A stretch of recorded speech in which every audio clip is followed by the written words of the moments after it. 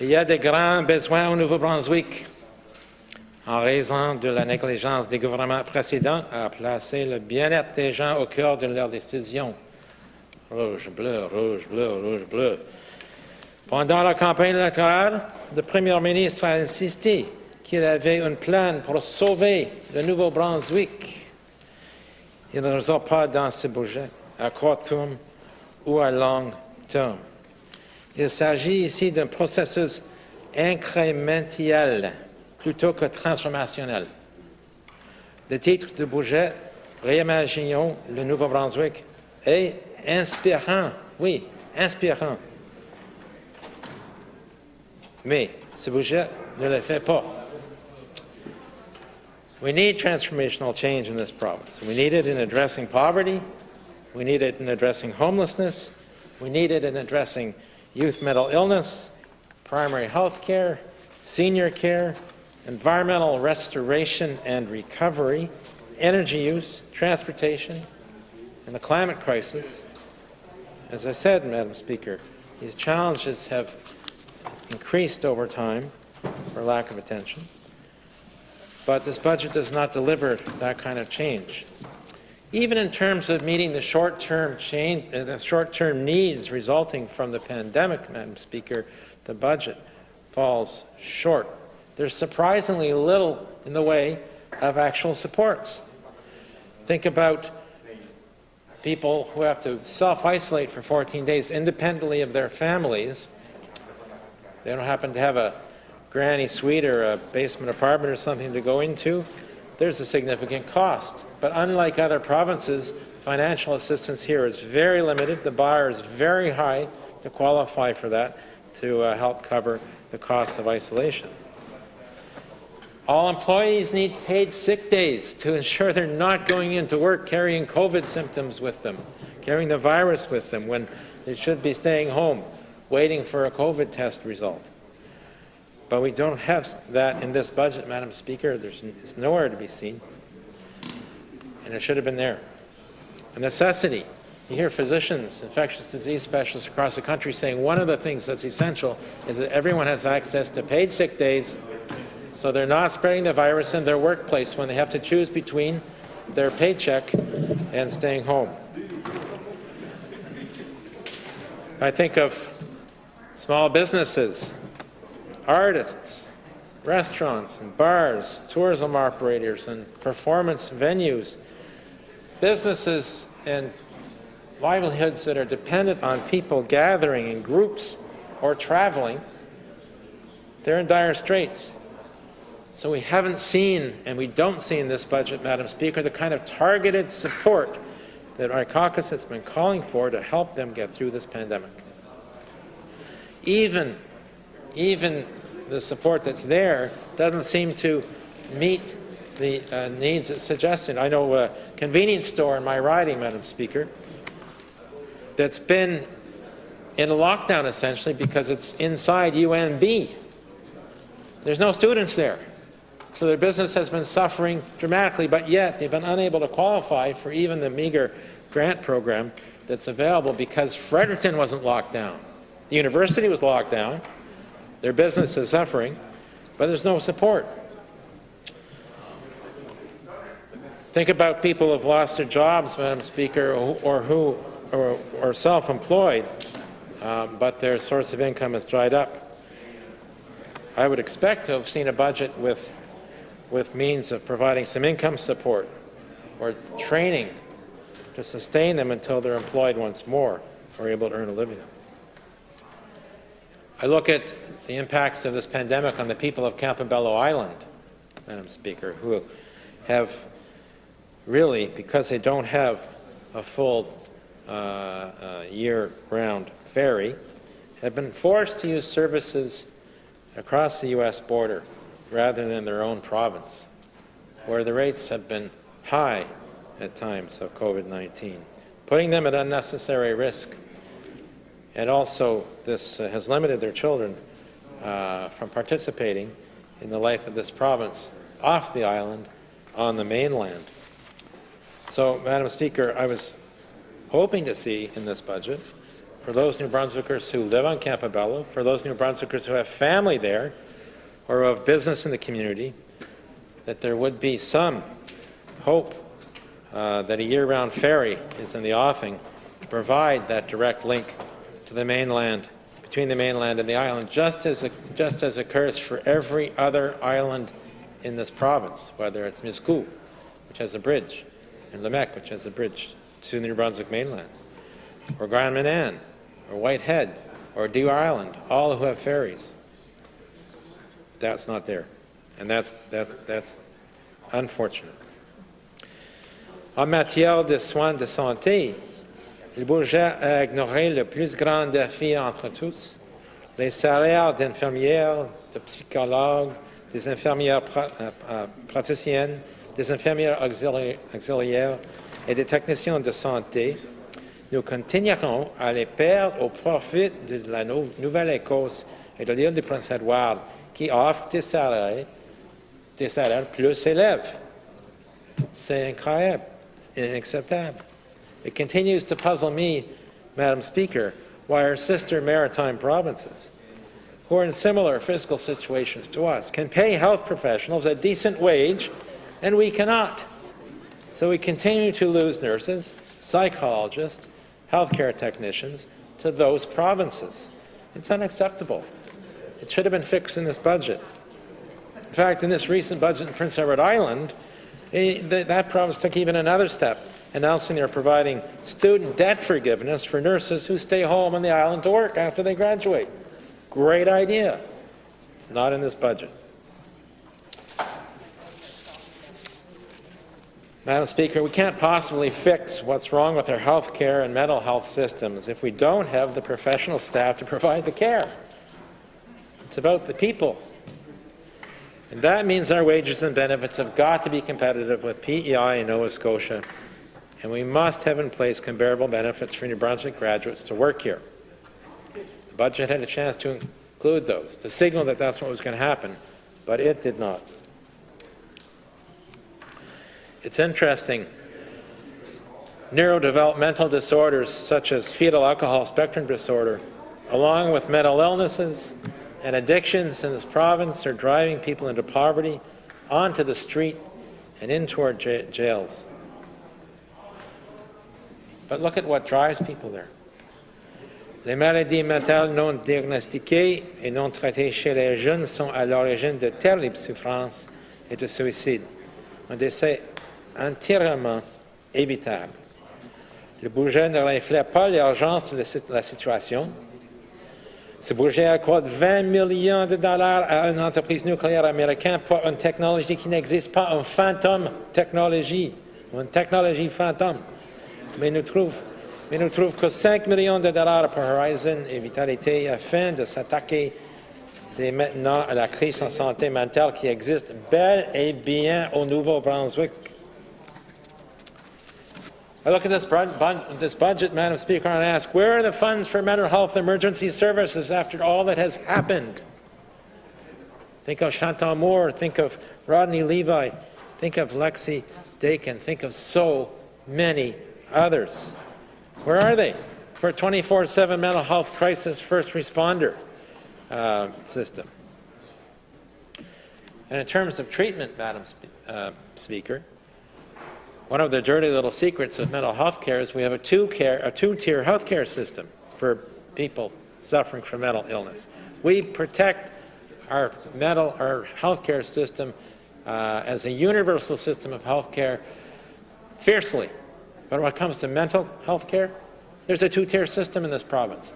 If you earn an ample salary, you can afford to pay for psychotherapy. You can afford to pay for counseling. You can seek private mental health care. And if you can't afford to do that, you don't get it.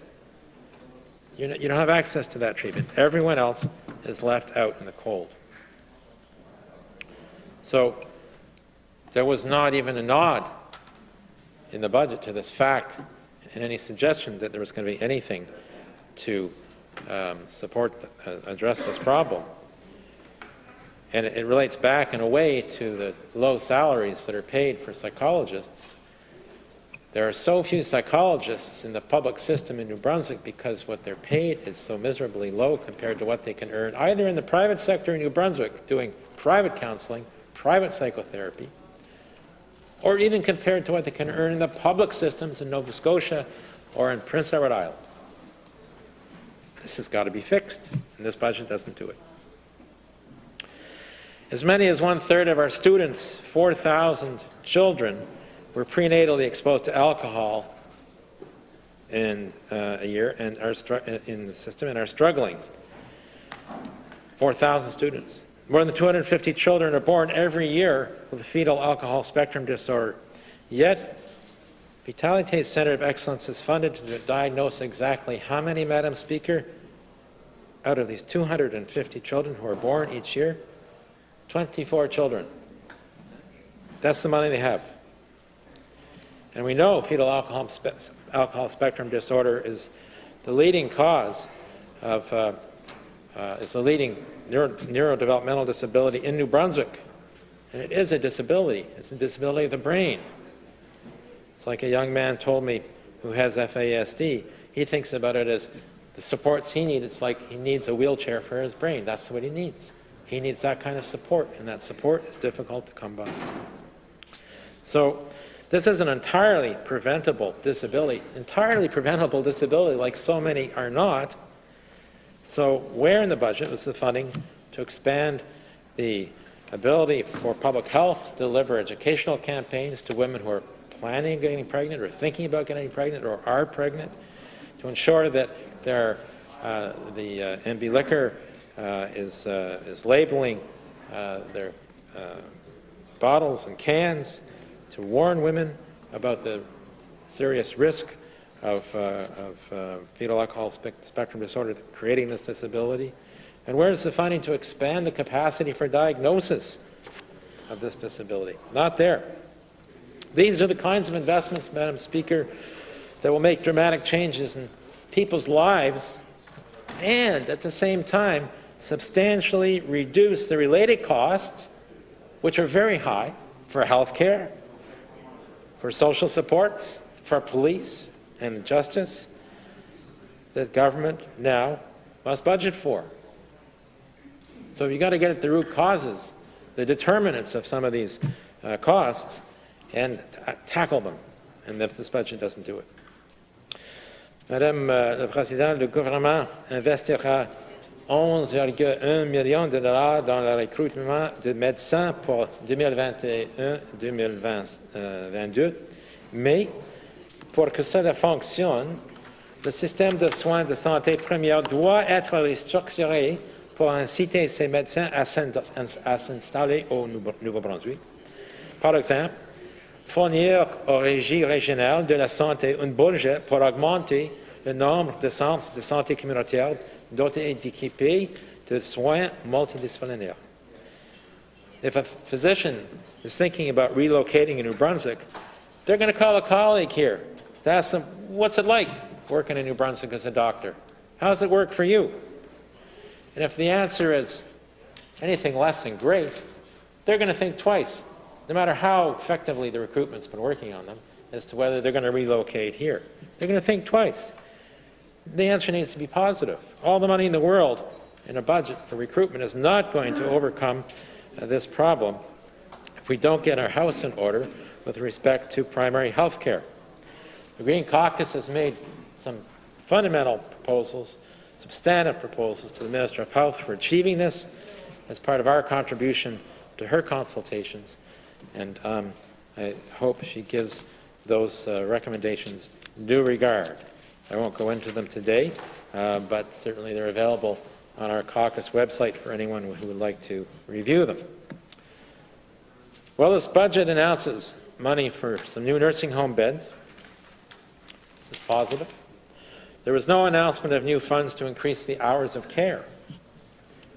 Now, this is essential to good care, to avoid the effective warehousing of residents when there is insufficient time for staff to meet all of their needs, which are increasingly significant as the type of illnesses and disabilities that that folks are presenting when they enter nursing homes are significant.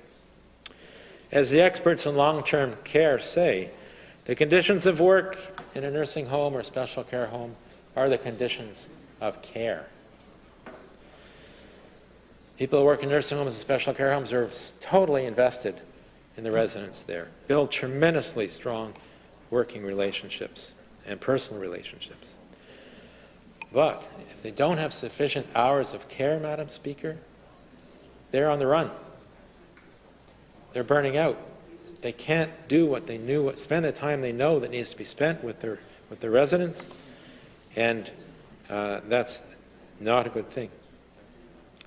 So, an increase in the hours of care would improve working conditions for staff, which then would significantly improve the care that residents get. Instead, what we're seeing is burnout in nursing home staff, lots of sick days being taken off because of that, and having to work short in the nursing homes all too frequently, and that impacts on care. And it must be so hard on the employees there who care so much about the residents, and certainly hard on the residents when they're not receiving the care they get. When staff have to prepare residents for bed far earlier than normal just to be able to get around to everybody, Madam Speaker, as one example. Le budget prévoit un financement de 10,8 millions de dollars pour accroître la disponibilité de logements abordables dans tous les coins de la province. Mais, Madame la Présidente, la majeure partie de ces 10,8 millions de dollars est consacrée à l'entretien et à la réparation des logements sociaux existants. On est loin de son nouvelle unité en construction au cœur de cette année financière. The needs are great, Madam Speaker, for affordable housing. Approximately, according to CMHC, approximately 28,000 New Brunswickers pay more than 30% of their gross income on housing, which makes them, by definition, housing insecure. As of January 1st, there were 5,512 households on the waiting list for subsidized housing, including more than 1,800 in Moncton, 1,100 in St. John, and 1,000 in Fredericton. To begin to meet these needs, the budget needed to go above and beyond the spending commitment that was made in the federal-provincial agreement with Ottawa, Madam Speaker. This agreement was signed some years ago. The number of units are specified, 151 in its first 3 years. It's not sufficient. It's a floor, not a ceiling. But it's being treated as a ceiling, Madam Speaker. The government needs to invest additional monies beyond what they committed to in this agreement to provide more affordable housing. It's as clear as a bell. The needs are great. This is a decent agreement, but the number of new units provided for it are minimal, insufficient, inadequate, and so the provincial government has to go above and beyond that agreement to invest additional monies to create new affordable units. One of the things that's become clear to me, and they don't have to do that alone, by the way, we have a tremendous community of nonprofit housing organizations, be they faith communities, service clubs, cooperative housing organizations, or other nonprofits, who actually operate about half the affordable housing units in the province. Great partners to work with, but they can't do it alone, and they need provincial partners. And the provincial government in the summer informed them all that they were going to stop providing capital funding to them if they're receiving money from the federal government. Because why? Because they can't count those units, because they've got federal money in them, against their target of 151 over 3 years. That's insane. They should be investing additional monies on top of what's committed to in that agreement to ensure that our affordable housing crisis is being properly addressed. But the other thing, Madam Speaker, that come to realize with respect to affordable housing is that we don't really have the institutional capacity anymore in the province to properly address this crisis. We used to have NB Housing as its own institution, had its own minister, in fact, and excellent staff, excellent public servants who were focused on a big picture affordable housing and then breaking it down into all the pieces, working with partners in the nonprofit sector, developing social housing, and so on, working for partners in the private sector. So that doesn't exist anymore. And clearly, to make this go, to really respond to the crisis, we need to reestablish institutional capacity to do so rather than it being totally on the shoulders of the public servants within the Department of Social Development, Madam Speaker. And this budget could have made a start in that direction. Now I'd like to turn to a number of revenue items in the budget. The budget is projecting that government will collect $163 million in carbon tax revenue this coming year, which is supposed to achieve two things. And I'll remind everyone that this is part of came out of the Pan-Canadian Agreement on climate change that was signed some years ago among all the provinces, territories, and Ottawa to mount an urgent response to the crisis of climate change. So it is supposed to accomplish two things. That's the carbon tax revenue, the carbon tax. Send a price signal that encourages people and businesses to purchase more fuel-efficient technology. In the case of families and individuals, say vehicles, so that in rural New Brunswick, where you pretty much have to drive, there's no alternative, but you do have a choice what kind of vehicle you buy, what model you buy. And fuel efficiency has not been, for most people, a primary consideration in terms of choosing which model to buy when you have to replace your vehicle. Carbon tax, theory behind it is, as people can expect to continue to grow, that fuel efficiency will become a greater part of the decision-making process on what you're going to replace your vehicle with when it's old. Very simple, straightforward, not complicated to understand. That's one thing it's supposed to do. It has the same impact for businesses, which are much more price sensitive, of course, to invest in technologies that are more energy efficient or reduce their use of fossil fuels. The other thing it's supposed to do, and this is its biggest impact actually, based on the evidence from around the world, is provide revenue that can assist households, small businesses, municipalities to reduce their carbon footprint and their energy costs, because they go hand in hand. Using too much carbon, using too much energy. Use less energy, you're producing less carbon. Simple as that. Again, it's not complicated, Madam Speaker. So funds that get recycled back to New Brunswickers to do things like retrofit their homes, particularly important for people who are living in energy poverty, but for everybody, because it dramatically cuts their energy costs while also reduces their carbon footprint. You can't lose. It makes the home much more comfortable. There's no downside to that, Madam Speaker. Or installing solar panels to replace some of the electricity that they have to buy from NB Power, or purchasing electric vehicles, or accessing public transportation services. And the list goes on and on. But how is this money being allocated? Well, so we're starting with $163 million, Madam Speaker. Right off the top, $90 million of that is going to subsidize gasoline and natural gas consumption, which actually is providing a disincentive to energy efficiency and conservation. So it's just turning around and using it to kind of counteract the whole point of the carbon tax in the first place, to reduce the incentive, the price signal that would mean fuel efficiency would play a much greater role in the decision-making about your next family vehicle. Diminishes it. It's not logical. It doesn't make any sense.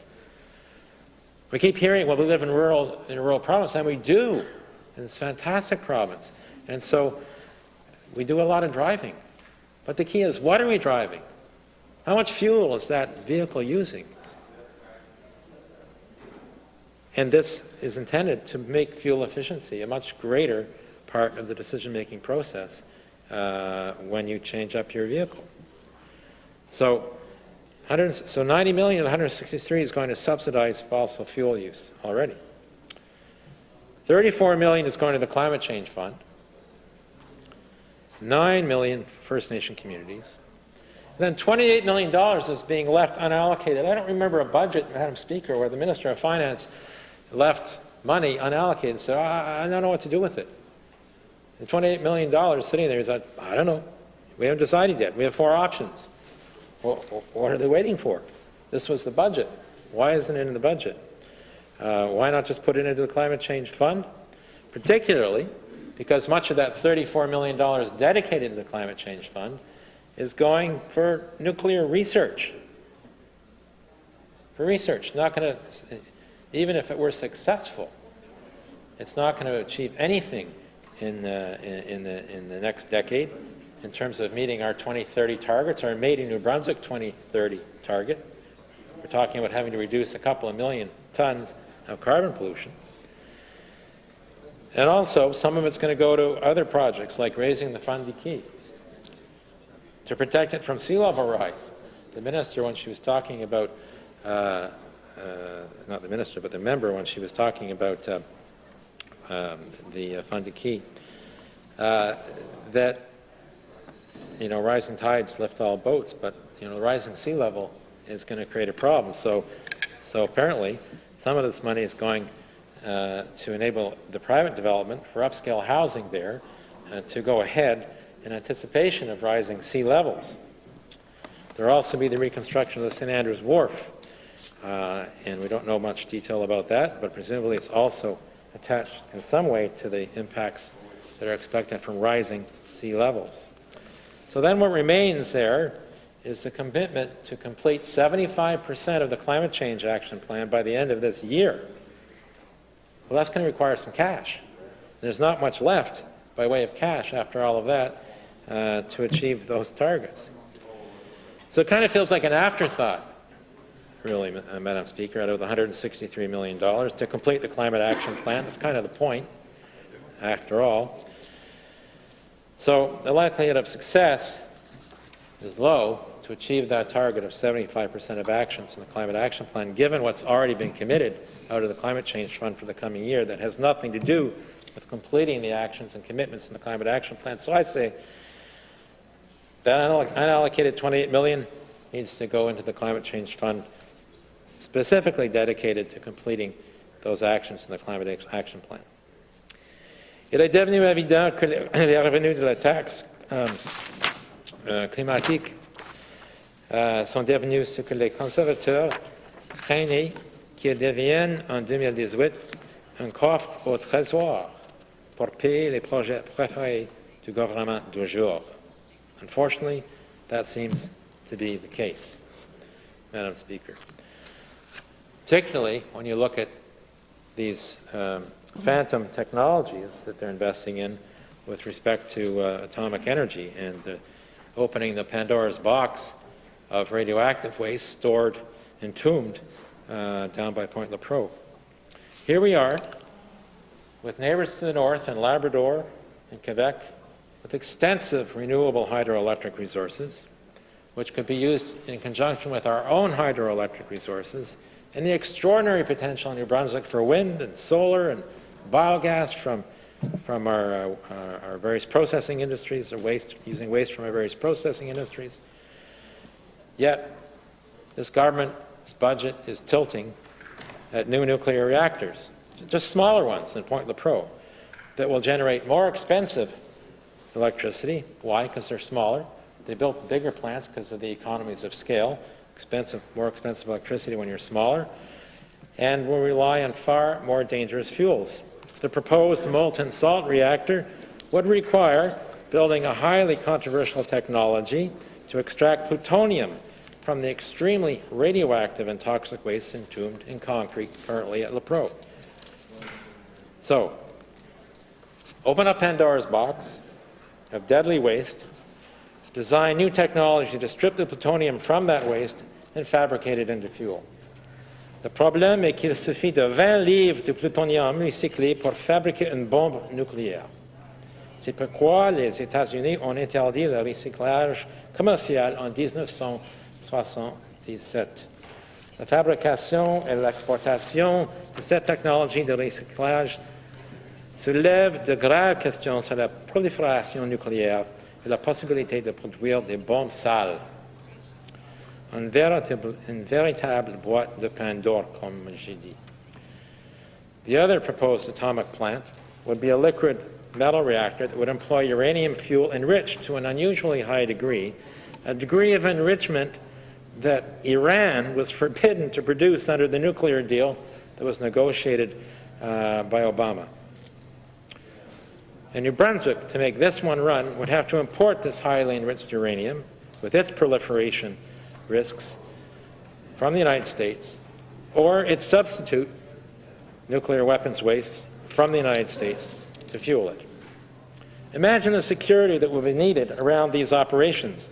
The more conventional CANDU reactor at Point-Lepreau already requires a 24/7 tactical nuclear response team who patrol the grounds and the buildings with assault rifles and outfitted and provided with armored vehicles. I've toured Lepreau. I've seen them.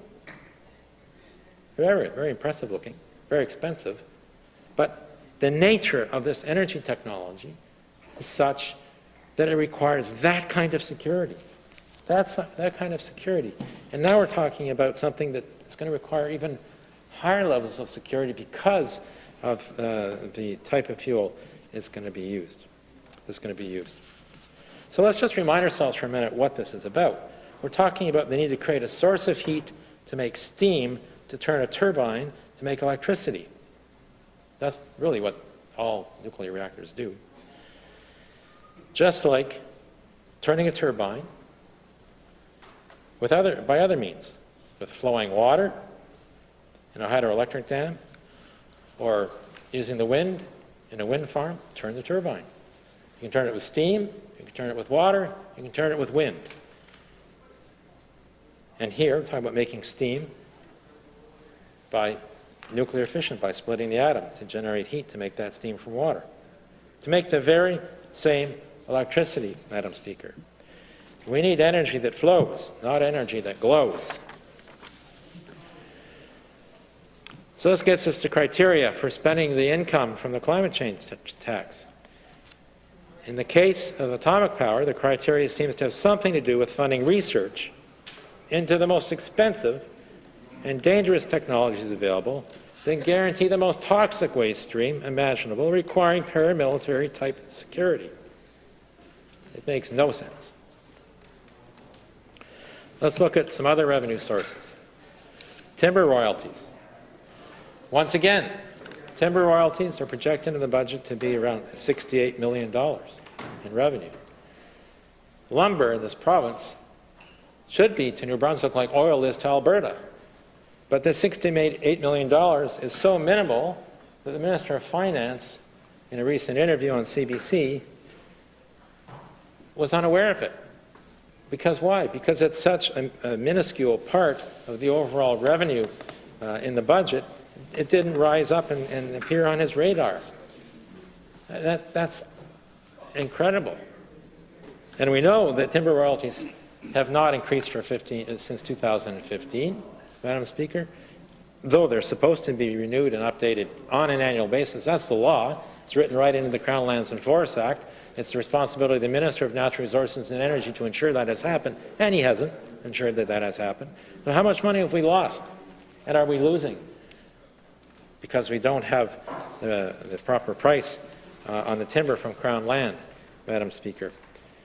And that's not even to speak about how those prices are determined, Madam Speaker, which is really based on, when it comes down to it, what the mills pay for private wood determines, in the end, really what they pay for public wood. And so the incentive is to pay less for private wood than should be.